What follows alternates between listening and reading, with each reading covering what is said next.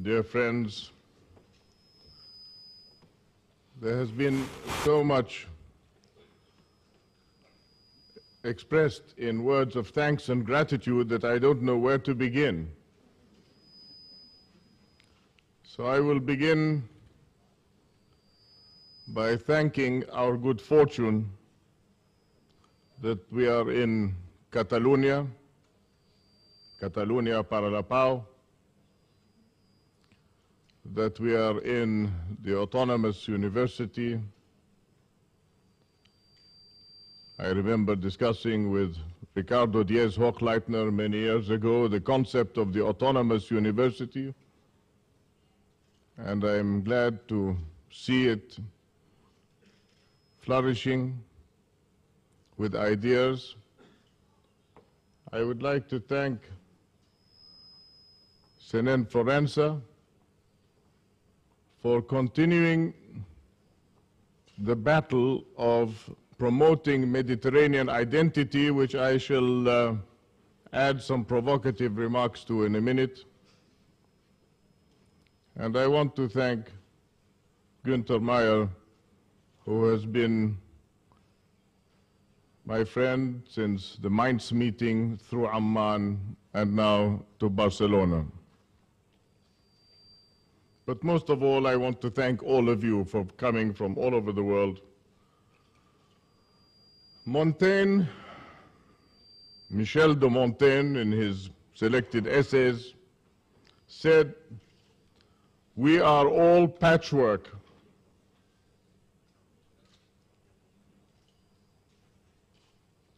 We are all patchwork, and so shapeless and diverse in composition that each bit, each moment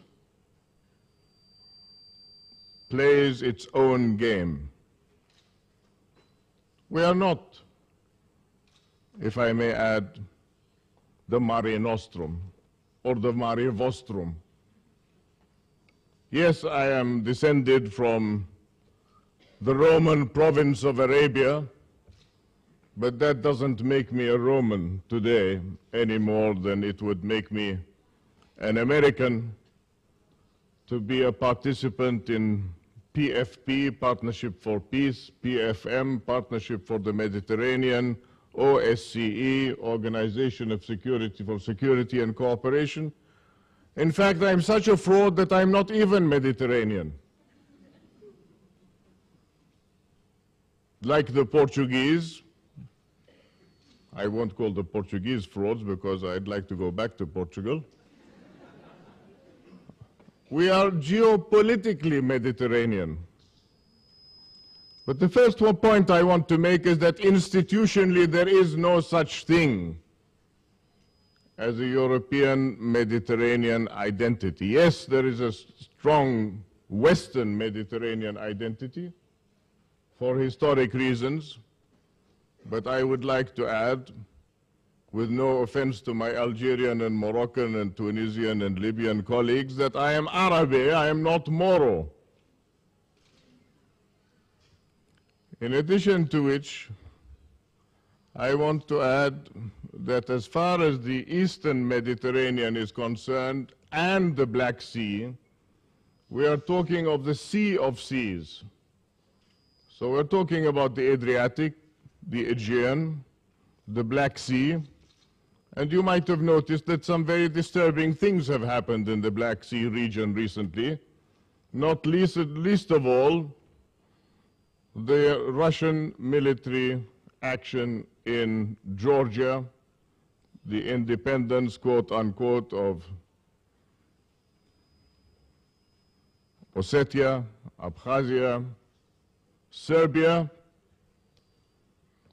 I don't want to be too provocative and ask here in Barcelona, how would your position be on the issue of unilateral secession?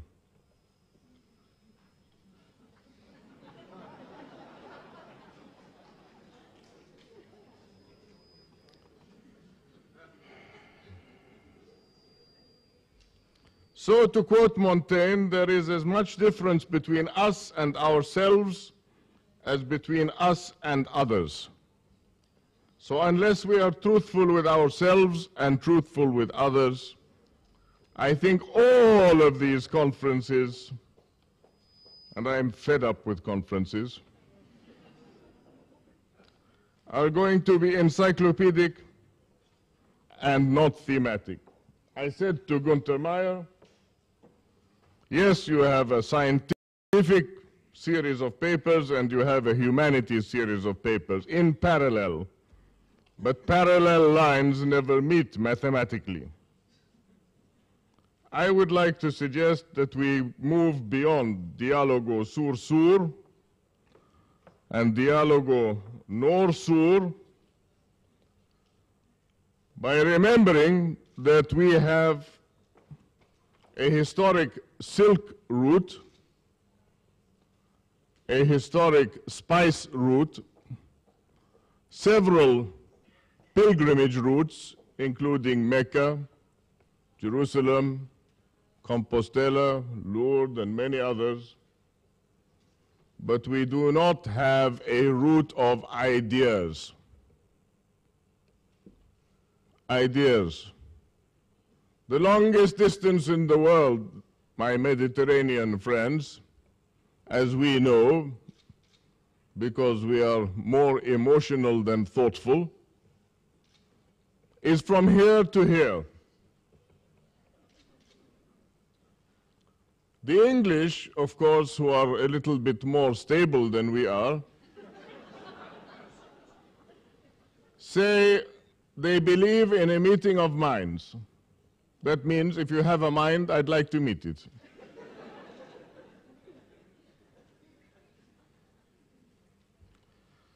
So how, in God's name, or in whomsoever you believe in his name, or don't believe in his name, are these sessions, which include topics ranging from love as a malady in udhri poetry and medical texts, to the cure for all ills, to the question of laziness of the Ottoman nation.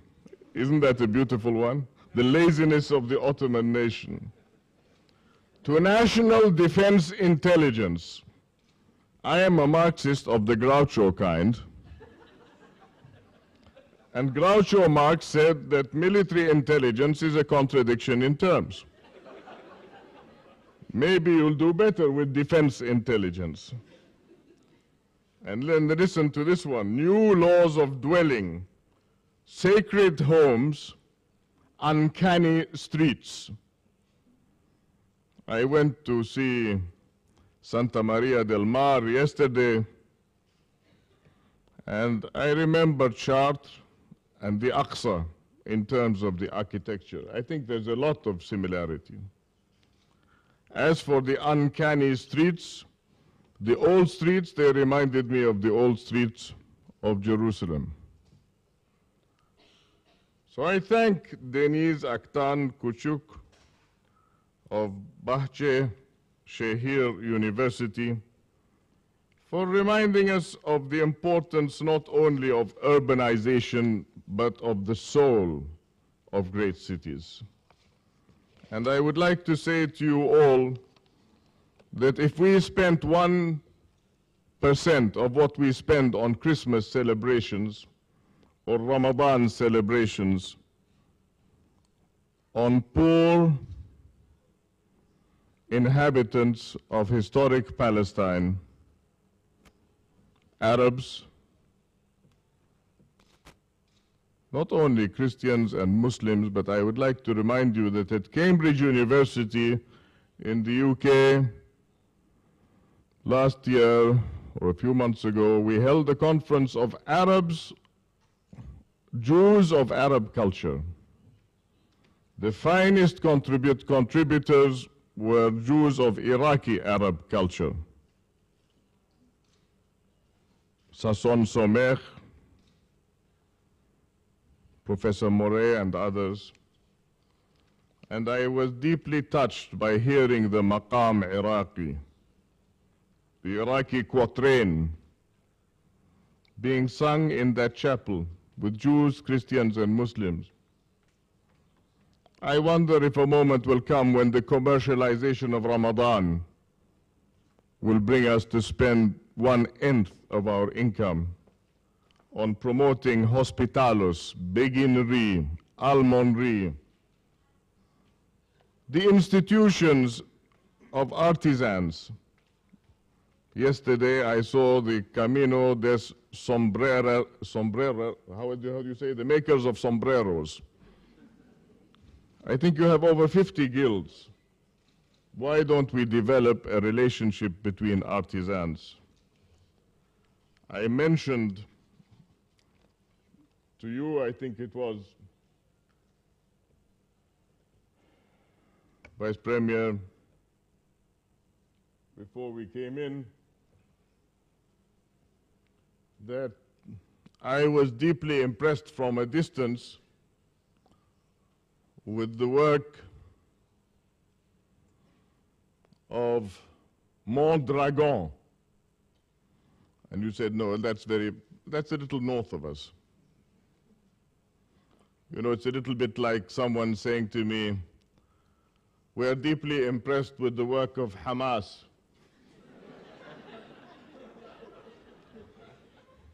You know, that's a little bit west of us. You start your studies by telling us that we are going to talk about post-democratic societies. How do we become democratic if, as in the case of Hamas, people are democratically elected with the seal of excellence given by none other than Jimmy Carter, and the next day Hamas is placed on the terrorist list? How many standards for democracy are there? Shamir, Begin, Ben-Gurion were all associated with the war of Israeli liberation from their point of view, but one man's terrorist is another man's liberation fighter. And when it comes to oil interest, let's not forget oiling our relations. It is very important that zones of influence contain conflict. I came here for conversation, not for conversion and not for conflict. And yet I notice among your number a Palestinian lady who refers to my country as a typical weak monarchic state. Coming from Palestine, I think that's quite rich. I would like to remind her that for 17 years the West Bank and the East Bank lived together, and we referred to the West Bank as a trust that must be given self-determination and its own 1967 borders. What was the other outcome of the Palestinian-Israeli wars? I say Palestinian-Israeli because the Palestinians insist on Palestinian-Israeli particularity. The result for Jordan in terms of refugees of the wars of the Middle East has been 400 million people, the equivalent of 400 million people arriving on the coast of the United States. Before the 1967 war, we were supposed in the 1990s to be 2.5 million people. Today we are over 7 million people. I have stopped talking about Palestinian refugees, Iraqi refugees, stateless persons, displaced persons, but I would like to make the first point to you. Before talking about institutions such as Partnership for Peace, UFEM, UMED, you rise and shine. Why don't we talk about a conclave to discuss the future of all the uprooted? According to DePaul University in Chicago, 90 million people have died since the end of the Second World War. That is the equivalent, according to Professor Sharif Basyouni's study, and he should know, he worked on the Balkan case, he worked in Afghanistan, in Iraq, in many places. That is more than the combined fatalities of World War I and World War II. Today, in Iraq, 85% of children suffer from anemia. Drugs can't get to Iraqi doctors, and Sunni doctors are targeted by Shia. In Pakistan, it's the other way around. Shia doctors are targeted by Sunnah. But who is pulling the strings? What concerns me in the issue of the uprooted, and I have there, if you wouldn't mind, Your Excellency, Winning the Human Race, that book, if you would just give it to me. Thank you very much. Winning the Human Race. This was the publication of the Independent Commission for Humanitarian Issues. 1988, we presented it, we being 29 nationalities, including Simone Veil, herself a Holocaust survivor, David Owen, then the former foreign minister of the UK, Eric Roll of the Bank of England, an extraordinary combination of Chinese, Indian, Scandinavian, Latin American individuals, all ad hominem. We left our titles outside and we came in to talk as human beings, and we came up with winning the human race. What has the United Nations system done? They have taken some ideas and cannibalized them. That is to say, when Mrs. Brundtland spoke about the trees of Amazonia, her report did not mention the 40 million people living under the trees. So every development minister who came to the Earth Summit had to look for an indigenous person, preferably with a distended lower lip, to say that they had been in Amazonia. There is no integrity left in the international system. There is no clear objective to multilateralism, but there is a very clear objective to unilateralism and bilateralism. Speaking of the Middle East, North Africa region, means nothing to a Japanese or a Chinese or an Indian, because we are not Middle East. If anything, to them, we are West Asia. And yes, I am Asian. So I would like to suggest to you, as co-chairman of the West Asia North Africa Forum, that we start looking at what is happening in terms of our West Asia region. And in that context, I want to cite from the work of my colleagues Rajan Menon and Anders Wimbush, Anders from the Hudson Institute, and Rajan Menon from the City College, City University of New York, in their study, New Players in the Mediterranean. First, that all key new players in the Mediterranean view the acquisition of additional supplies of energy from Mediterranean states as both necessary and possible, and they are designing strategies to this end. Any hiccup in the larger global energy supply system, or worse, if one can imagine destabilizing political turmoil in the GCC region or Iran. Of course, we won't be here to discuss it all with you because we have Dimona up the road, and Bushehr up the road from us. We will have been vaporized, so you have to find alternative sources of oil. Israel has just been given the equivalent of $2.8 billion by the United States. So it will have an iron dome on top of its head and a wall around its perimeter. And all of this is in the interest of making peace. But what is the thrust of the discussion of new players in the Middle East? Energy competition will certainly lead the Mediterranean's new players to pursue competitive and cost-imposing strategies directed at their rivals. In this sense, the Mediterranean's seeming isolation from larger competitions taking place in the Middle East, the Indian Ocean, East Asia, Eurasia, and even Latin America will diminish.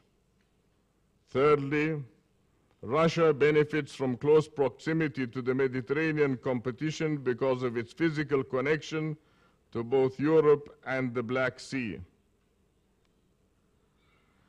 Its potent and growing strategic alliance with Israel and its long-term security cooperation with Turkey, both buttressed more or less by the United States, are likely to cast India as an increasingly powerful Mediterranean actor to be reckoned with.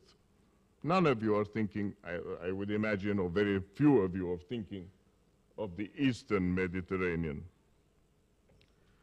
I would like to add that India's strong economic, commercial, and energy interest in the Maghreb and in Europe's Mediterranean states, as well as the well-lubricated movement of Indian workers and professionals into labor-short markets like Europe, suggest that India's presence in the new Mediterranean landscape is better rooted and more organic than either China's or Russia's. Don't forget that in the Gulf cooperation countries alone, there are 8 million Indian workers.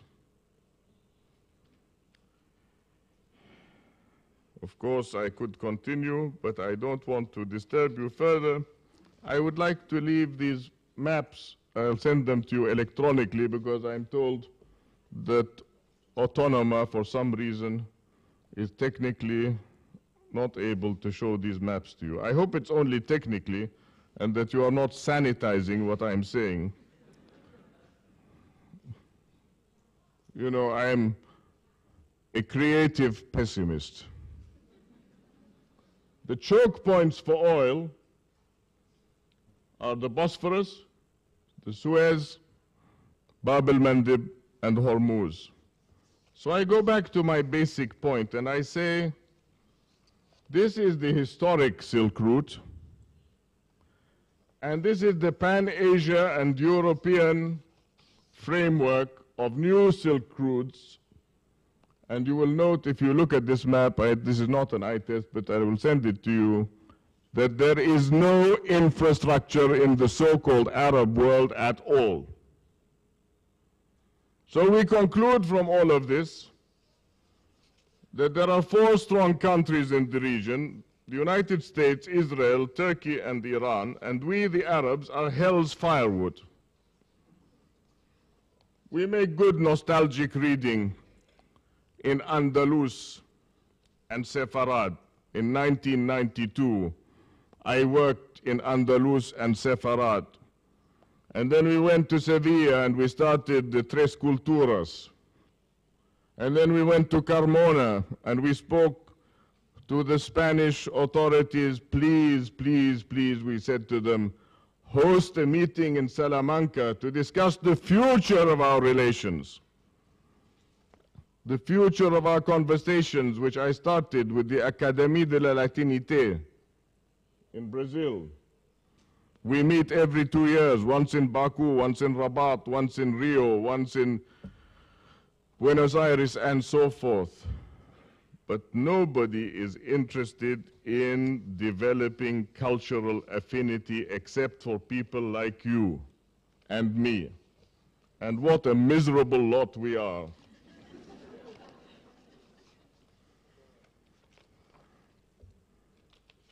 You talk about investment. I would like to suggest to you that a study, first of all, on the main WOCMES theme, migration studies and identity, ethnicity, urban versus regional, take into consideration Professor Luther Brock of Holland's 3 letters, TIM, territoriality, identity, and migration. I would like you to take into consideration the need for an empirical database in our region. Remember the Open Society Archive in Munich, now in Budapest. Everybody who dies in Eastern Europe is registered. People who die like flies every day in our part of the world are not registered. We're Arabs. And I'm supposed to be a reactionary prince who is not supposed to speak his mind. So can you imagine what it would be like if I had a long beard and a Kalashnikov? I did do my military service jumping out of airplanes, so I can be quite nasty when I want to be. But I prefer to give the rational majority, assuming they are a majority, a human warning on a second theme, water and the environment. EWE, energy, water, and the human environment. When Al Gore received his prize in Singapore, he spoke about global warming, and I spoke about human warning. Of course, he's Al Gore, so he gets a lot of publicity. I'm just... Anyway, my point is that there are vital natural resources now at tipping point. Limits to growth, as you remember, in the early 70s has been updated by Professor Meadows, and we have called for a community of water and energy for the human environment. With the assistance of IEMed and SITPACs, I hope that we will realize this body. Taking a supranational responsibility. If the Europeans started with coal and steel, why can't we start with water and energy? Professor Manfred Max Neef from the University of Valdivia, my friend of many years, has coined a new phrase, eco-son, the ecological person. And I would hope that in 2012, when we meet to discuss what happens after the MDGs, which we have not achieved, of course, whether we can discuss political economy, the uprooted, as part of the limited resources, the dwindling resources between the Nile and the Euphrates. Remember that the Nile Valley Basin countries today, the source countries, are about to fight the estuary countries. I hope not physically, but after seeing the Shabab killing Ugandans the other day, I began to wonder, is there a new confrontation taking place between Zinj and Arab? And who will benefit from it?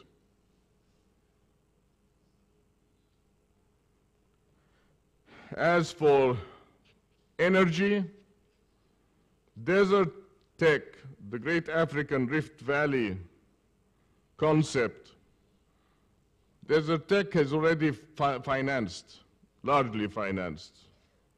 But my fear is that desert tech will bring solar power from Europe, to Europe, forgive me, from the Gulf, without any consideration to the uprooted. These two words have to move together, uprooted and water.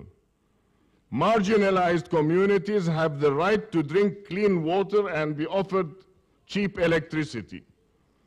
I've been begging the authorities in the region for the last 3 years, please give the people of Gaza a chance.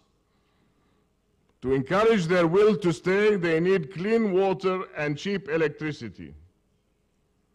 Desert tech should not be about a major investment in a major transcontinental pipeline, but should take into consideration not lip service of corporate social responsibility, but serving all of those who cannot be covered by the national grids. We have the examples of the Danube, the Rhine Commission, the Mekong Delta. Why not do something in this context? As for the great African Rift Valley, I am happy to hear that finally at least Egypt has asked for a supranational commission for the Nile Basin countries.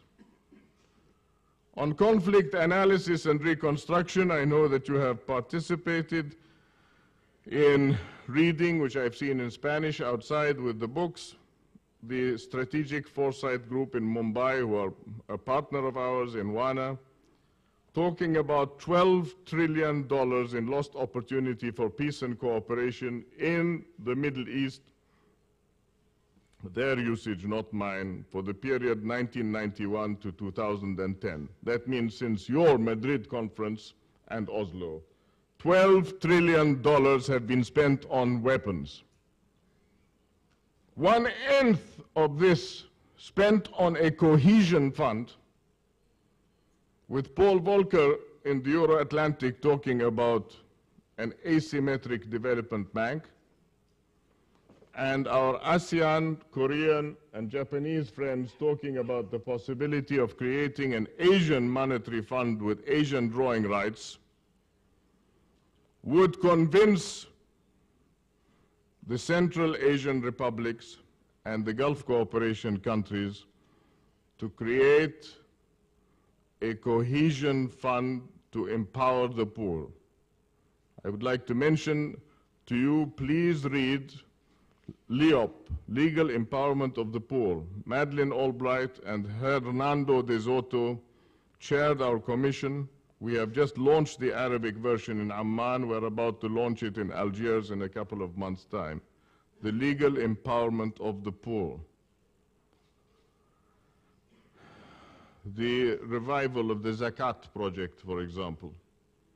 In Kuala Lumpur, we have now $1.5 million on Zakat last year, which is a drop in an ocean. But when we work, that is to say the Islamic Relief Fund, with the Catholic Bishops' Council in Cambodia, Laos, and Thailand, with families of 18 children, and you ask them, why did you sell your 18th child? They look at you as though you're stupid.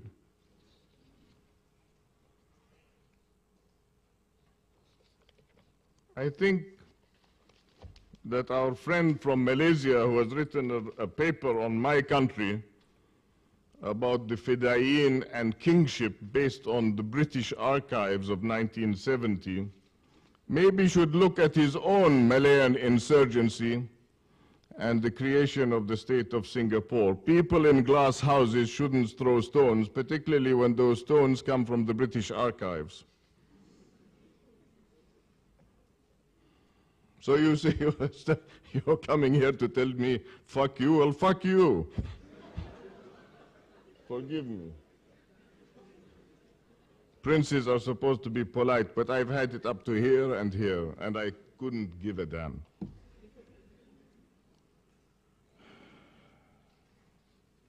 I know you're very polite in Malaysia, so I'll have to apologize to you later, probably.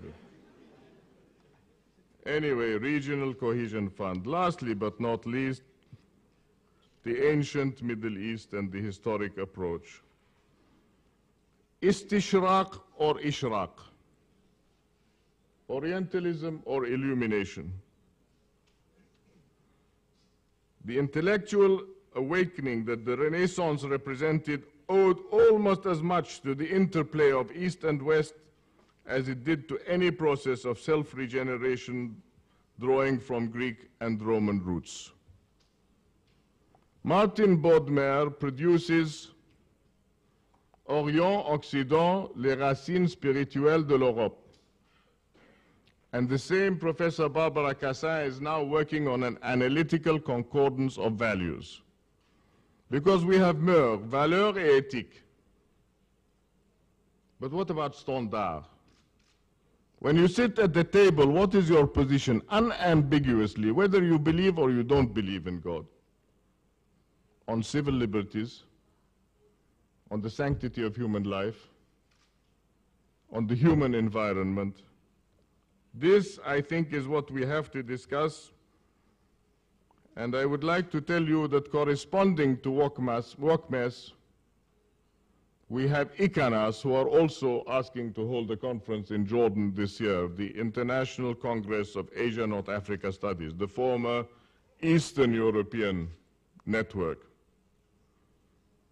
All I'm trying to do is to be a bridge builder of ideas.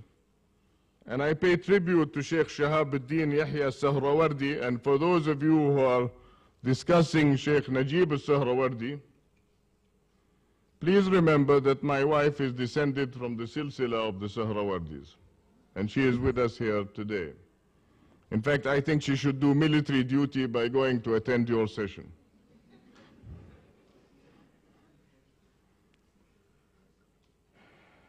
The theosophy of light,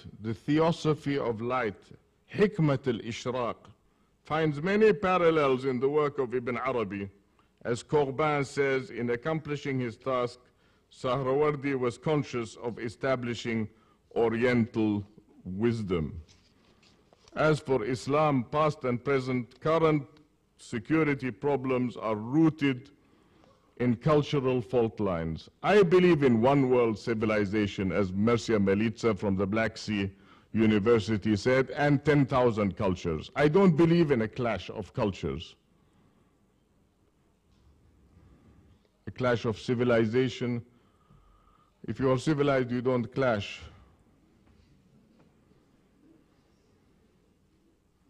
Ibn Khaldun spoke of the foundations of modern social science, moving from values to standards. Mustafa Cheric, the Grand Mufti of Bosnia-Herzegovina, spoke of a social contract for Muslims in Europe. Religious identity should also be ethical and spiritual, not ethnic, cultural, or national alone.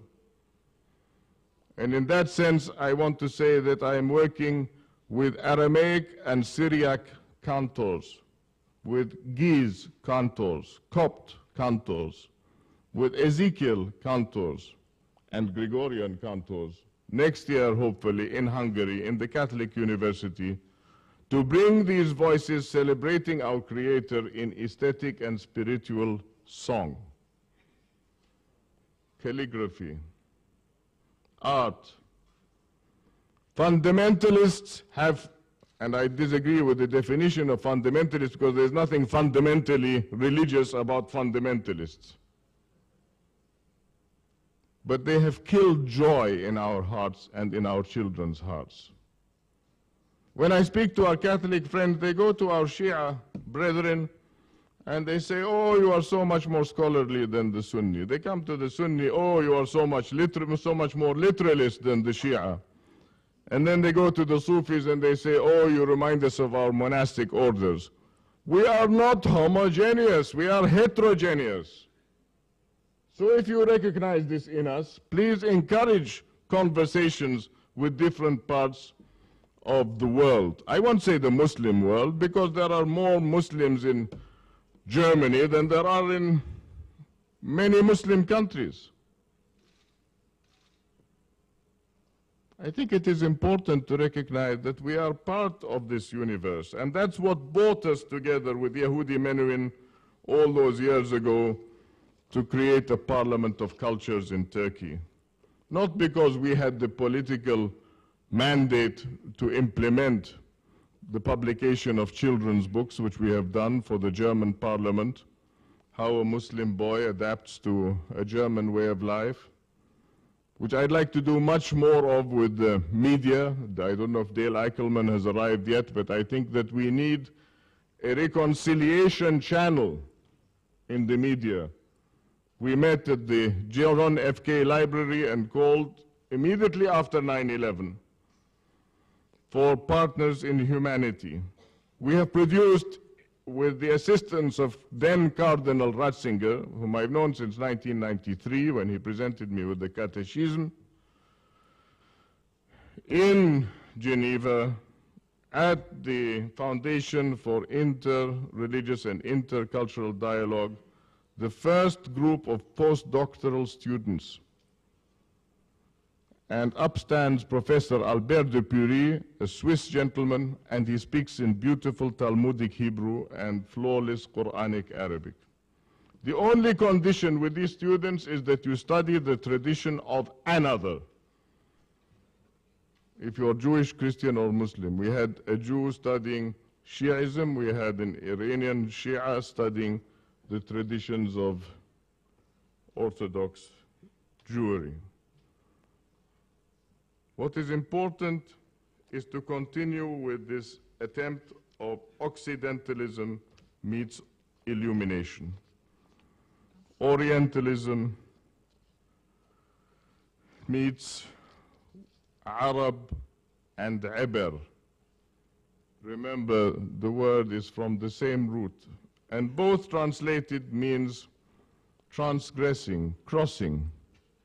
In terms of crossing from one state of mind, one mindset, one worldview to another. Comprehension, ladies and gentlemen, precedes understanding. As for the Arab Knowledge Report of 2009 and women's empowerment, I would like to say that learning from the WANA Forum, Ms. Amal Basha, the chairperson of Sisters Arab Forum for Human Rights in Yemen, addressed us. Mama Khadija of the Sudan Mothers Association addressed us. These were people who have suffered enormously on the ground. But I want to say that in 1982, I was the first voice from the region to say honor killings are dishonor killings. But do you blame the state, or do you blame the absence of a judiciary that is effective, that can exercise a penal system? I think that the judiciary has to be helped, and the organizations that are created for family protection have to be developed to exercise their full role. Yes, I believe in focusing on the family, and I would welcome your reading, those of you who are interested, the work on the arid zone in the northeast of Jordan in the desert region. I welcome Hyber.com, WANA, blogs, the emerging civil society, but also with the hatred industry. We get all kinds. Virtual democracy, Pan-Arab TV, Jazeera are now all available on Freeview in the UK. The main thing is that is it possible for Europe, for a union for the Mediterranean to come to the region after Palma de Mallorca, Barcelona, Madrid, and to say, we want your region to speak from the same standards? Can this start in 2012 in the United Nations General Assembly? Can we adopt a Helsinki process and adapt it? Security, hard and soft security. Brazil and Turkey made an initiative the other day vis-à-vis Iran. I heard a Frenchman saying in one of the meetings, I attend many meetings, I'm also a member of the Nuclear Threat Initiative, oh, Turkey and Brazil are not technically competent to bring down HEU to LEU, high enriched to low enriched uranium. I said, well, why don't you give them the technical capacity to do it? Don't just be critical. If indeed you want countries in the region to agree on a weapons of mass destruction free zone, if indeed you want nuclear power used for civil purposes, I would like to lastly bring your attention to the initiatives that are being taken by Muslim educators. In England, the exhibit is now in the United States, 1001 Muslim Innovations exhibition. Started in Manchester University in England, but it's just an example of what Arabs abroad can do. I don't know if you know that of all the foreign educators in American faculties, I think they're 70% of the total number. The Arabs, in relation to population, are more populous in science and maths teaching than the Chinese or the Indians. Why? Because we do not have a merit-based society. It's not what you know, it's who you know. And this is why I hope, Günther Meyer, Berta Ferenza, that this conference can come out with some specific recommendations to those bodies who are interested in quality, not quantity. I would like to conclude my work here today, such as it is, by begging your forgiveness for any lack of courtesy that I may have shown. I err on the side of passion. And I would like to say, in the words of Ibn al-Arabi, who lived in Spain, 1165 to 1240, "My heart is open to all the winds. It is a pasture for gazelles and a home for Christian monks, a temple for idols, the black stone of the Mecca pilgrim, the table of the Torah, and the book of the Quran. Mine is the religion of love. Wherever God's caravans turn, the religion of love shall be my religion and my faith. Wassalamu alaikum. Thank you.